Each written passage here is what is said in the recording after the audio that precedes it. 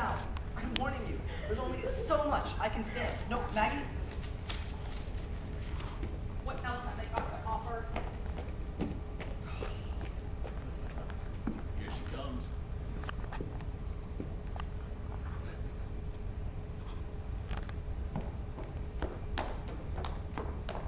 What's he doing? Oh, he's ready for you. Bite your lips, dear, and take a long breath. I'm nervous. I mean, my whole future depends on this.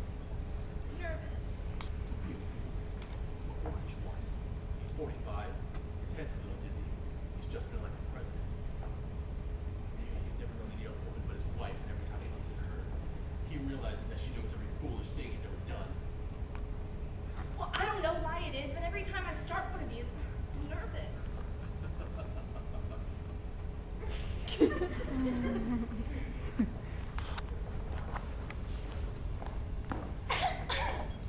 An anchovy? Dare I speak to you for a moment?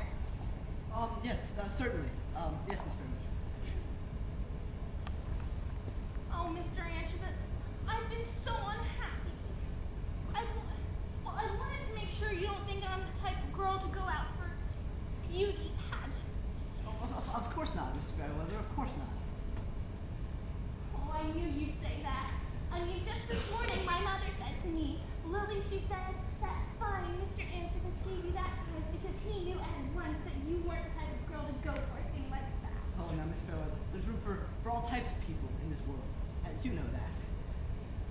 How kind of you to say. How generous. Mr. Anchovy, would you mind coming down for a moment to my beach cabana? Because I'm afraid I might be a little conspicuous over here. Sure, of course, Miss Fairweather. Good. There's a nice, comfortable deck chair there, because you do look tired. I mean, just this morning, my mother said to me, Lily, she said, I hope that Mr. Anchovy is getting enough rest. His fine face has so many lines in it. Now, isn't it true, Mr. Anchovy? You work too hard?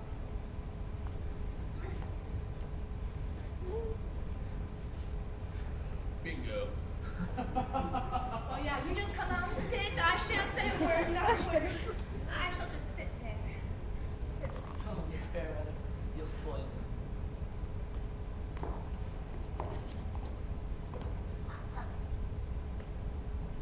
Okay, just a minute. I have something I wish to say to the audience right now. Ladies and gentlemen, I'm not going to be doing this particular scene tonight. I mean, it's just a short Miss scene. Fairweather, why not? We're just going to skip it, but I'll tell you what happens, because I just can't. So, in this scene, Mr. Anchovy decides to get a divorce from his wife at Reno and marries me. Okay, cool, we can go on. Let's go. Hey!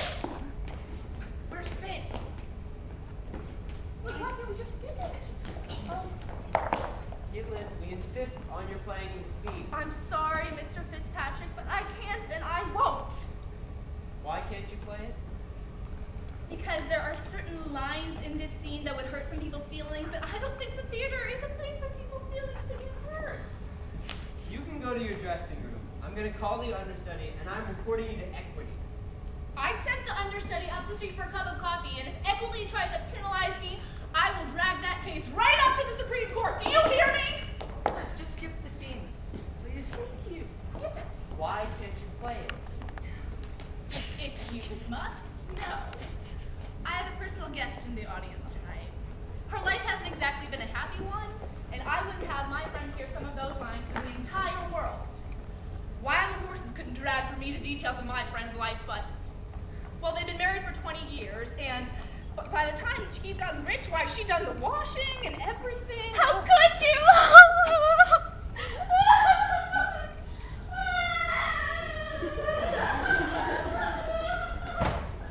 I'm sure your friend will forgive you. Can we just play the scene?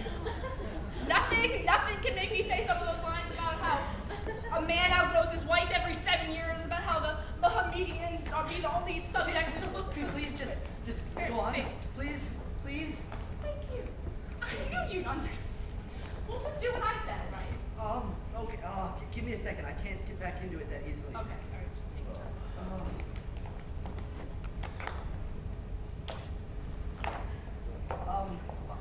Miss Fairweather. Fairweather. Miss Fairweather, my wife's a very obstinate woman. I don't know how she'll take this. Listen, George, come here. Sit down. Listen, George. Other people haven't got feelings. I mean, not like you and I. Most people have no insides at all. They have a rebound rate of like 2 weeks, and then they're back, playing bridge and going to the movies. They're just people of straw. Once you're president, you'll see that. Listen, George, there's a secret society at the top of the world with people like you and me that know this. The world was made for us. What's life anyway? Except for 2 things, pleasure and power. What is life? Boredom. Foolishness. Except for those 2 things, life is nauseating. Now, come here.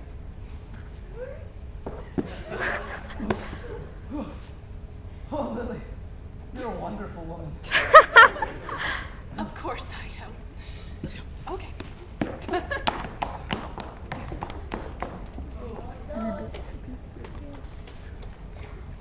Gladys.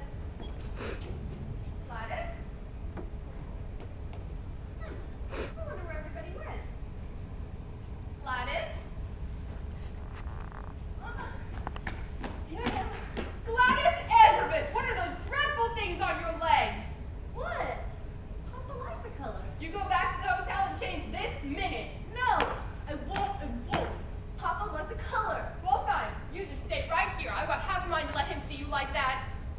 I don't want to say I don't think I like it. Oh, I don't care. I don't care about anything. I don't care if the biggest storm in the world comes. Let it come. Where's your brother? He'll be here. Getting into trouble, I'm sure. I don't know where your father is. Mama, he's talking to the lady in the red dress. Is that so? We'll just sit right here and wait for him.